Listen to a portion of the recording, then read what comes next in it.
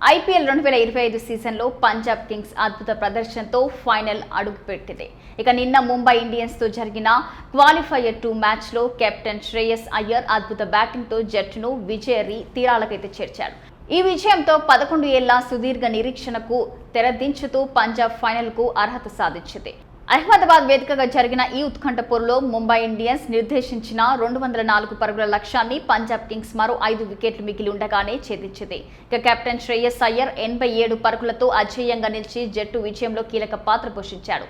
అతనికి నేహాల్ వధేరా 48 పరుగులతో విలువైన సహకారం అందించాడు. మరి పంజాబ్ కింగ్స్ విజయం ఖరారు కాగానే జట్టు సహా యాజమాని బాలీవుడ్ నటి అలాగే ప్రీతి జింతా ఆనందంతో సంబరాలు చేసుకున్నారు.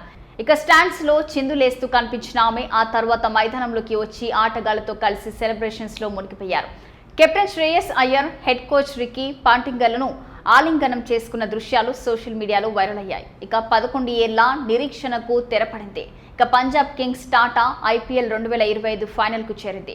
కెప్టెన్ శ్రేయస్ అయ్యర్ కంటే మెరుగ్గా ఎవరు వారిని అక్కడికి తీసుకెళ్లగలరు అంటూ ఐపీఎల్ అధికారిక ఖాతా ద్వారా ఈ సంబరాల వీడియోను ట్వీట్ చేసింది.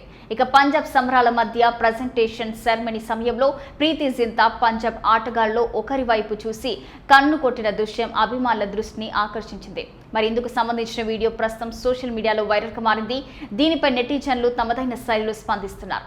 ఈ విజయంతో పంజాబ్ కింగ్స్ జూన్ 3న జరిగే ఫైనల్లో రాయల్ ఛాలెంజర్స్ బెంగళూరుతో తలపడనుంది. ఇక పంజాబ్ కింగ్స్ గానీ ఆర్సీబీ గానీ అంతకు ముందు ఐపీఎల్ టైటిల్ గెలవకపోవడంతో ఈసారి ఇక కొత్త ఛాంపియన్ ఆవిర్భవించడం ఖాయమైంది.